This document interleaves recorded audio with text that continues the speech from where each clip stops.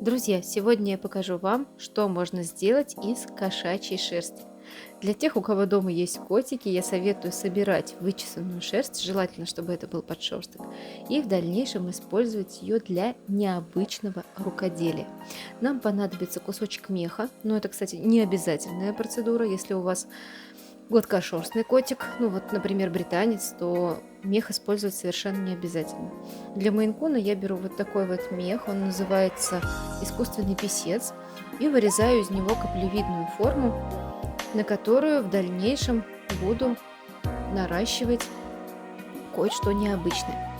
Иголка для валяния у меня средняя, номер я точно вам сейчас не скажу, она у меня уже давно, поэтому берите ту, которая называется средняя игла, потому что тонкой будет сделать сложно. Шерсть для валяния я использую кошачью. Естественно, что овечья шерсть проще сваливается, чем кошачья, но здесь особый интерес в том, чтобы использовать шерсть своего питомца, а не покупать ее в магазине. Иголочкой приваливаем шерсть в виде круга. Большую часть скапливаем в нижнем отделе. Здесь будет находиться мордочка. Валяние из кошачьей шерсти задача простая, но не быстрая. Верхнюю часть меховых волокон освобождаем от уваленной шерсти для того, чтобы получилась равномерная такая грива. Очень интересно свалять в такой технике льва, я думаю, будет интересно. В район мордочки я приваливаю более светлую шерсть, поскольку у моего котика здесь светлее, чем вокруг глаз и на лбу, например. И подбородочек я тоже сделала из светлой шерсти, все той же, которую я вычесала с котика. Также я делаю углубление под глазки и формирую контур мордашки. Глазки я использую вот такие стеклянные, заказать их можно на Wildberries, это, по-моему, 15 мм. Акриловой краской по стеклу и керамике рисуем сначала зрачок, просушиваем, а затем рисуем радужку. Также вы можете приклеить к распечатанным глазкам, но мне было, если честно, лень, поэтому я выбрала простой способ с рисованием. Теперь ушки. Складываем шерсть в виде треугольника и начинаем уваливать угол, оставляя свободный край не уваленным. Формируем ушко как следует, уваливая шерсть. Вот такое у меня получилось. И затем за свободный край нам ушко нужно будет прикрепить к мордашке, которая сделана из меха и шерсти. Делается следующим образом. Освобождаем один край, приваливаем его к шерсти, а второй край с обратной стороны приваливаем к меху, для того, чтобы наши уши получились объемными. Также ушки можно сделать из фетра, предварительно расчесав его жесткой щеткой, для того, чтобы они получились немножко пушистые. Но я сделала их из той же шерсти кота, чтобы не усложнять. Приклеиваем глазки, получившиеся углубления, которые мы уваляли. Я сделала их с широкими зрачками, как будто котик находится в темноте. Мне нравится такой вид глазок, они более выразительны.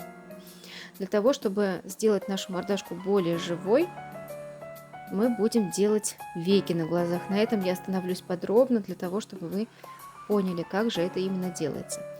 Вот один глаз у меня уже готов, а второй глаз я буду делать специально для того, чтобы объяснить вам. Приваливаем на приклеенный глаз довольно-таки приличный большой кусочек шерсти. Полностью закрываем им глаз и заодно формируем контур лба, надбровной дуги и силуэт мордашки. Это я уже сделала с одной стороны, теперь делаю и с другой. Распределяем все края шерсти, убираем все свободные волокна и как следует уваливаем. Затем иголочкой намечаем уголки глаза и начинаем раскрывать глазную щель, формируя вырез и выражение глаз соответственно. Вы можете вернуться немножко назад к видео и посмотреть, какая огромная разница между просто приклеенными глазками и глазками с веками. Здесь сразу видно и характер котика, и его выражение глаз, и глаза нужного размера.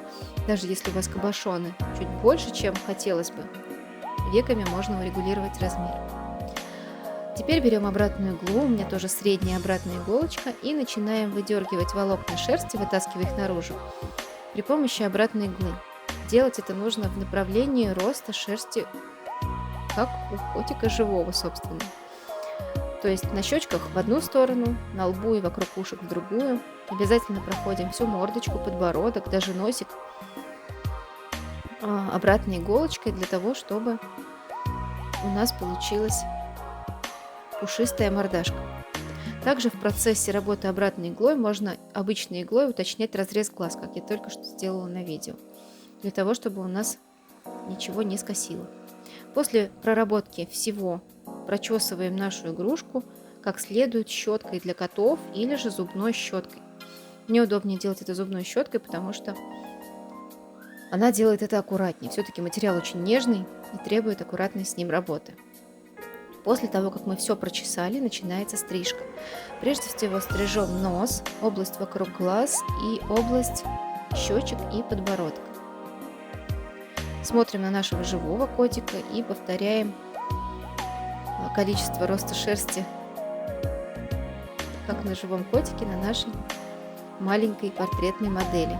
Как следует обстригаем все вокруг мордашки, носика, подбородка. Также стрижем ушки обязательно и стрижем лишний мех, который у нас остается в области лба. Если у вас пушистая кошка, то этого делать не обязательно. Вот отрезаем вот лишний кусочек, оставляя лишь ровный край. Можно делать это с изнаночной стороны, для того, чтобы было нагляднее. Также обстригаем ушки. В процессе стрижки можно прочесывать несколько раз мордашку при помощи зубной щетки, для того, чтобы длинные волокна, которые, возможно, вы не успели обрезать в первом этапе стрижки, вы сможете обрезать во втором. Я несколько раз прочесываю за этап стрижки, для того, чтобы мордашка получилась аккуратной. У меня котик Мейн-кун, и я решила ему сделать кисточки на ушах тоже из меха, для того, чтобы они были прочнее и лучше держали направление. Можно сделать это обратной иглой, а можно приклеить при помощи контактного клея такие небольшие кисточки и затонировать их. Тонировать всю игрушку мы будем при помощи масляных красок. Если у вас котик не полосатый, как у меня, вы можете опять же пропустить этот этап.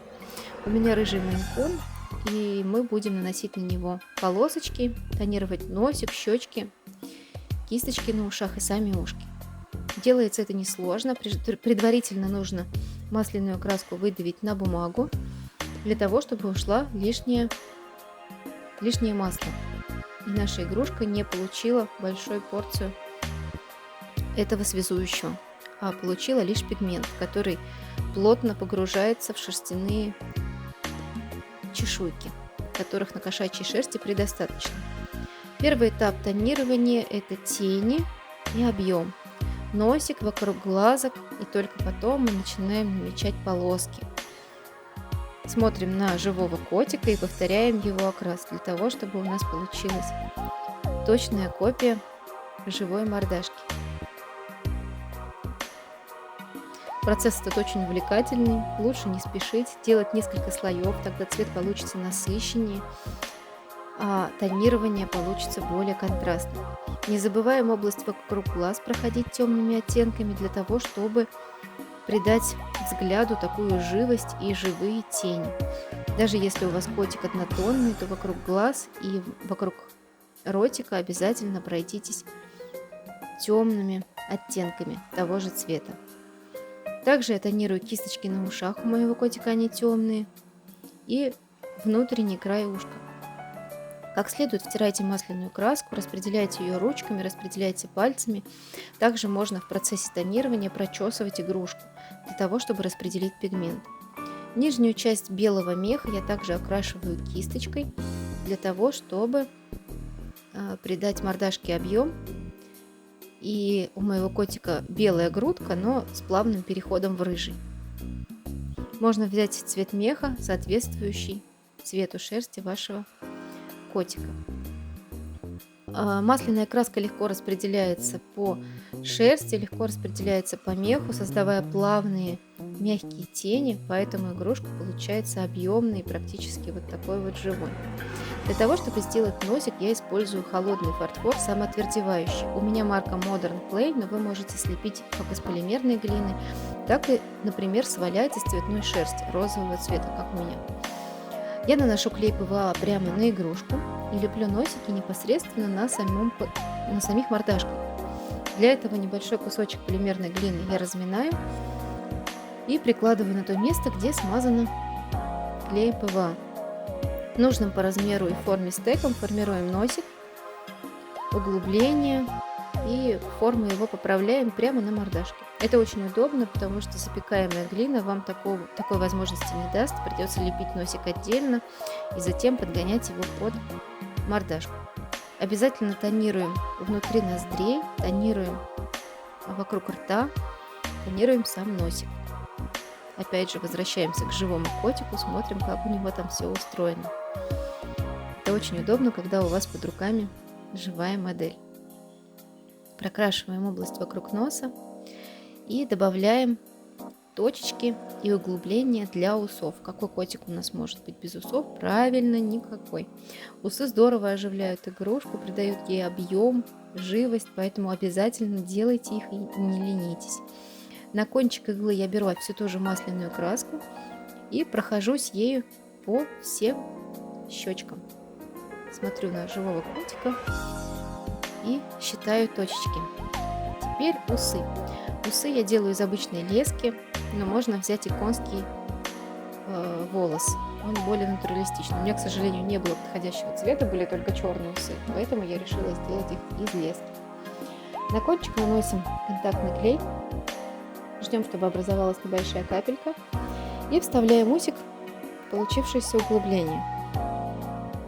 Плотно прижимаем и ждем, пока ус зафиксируется в отверстии.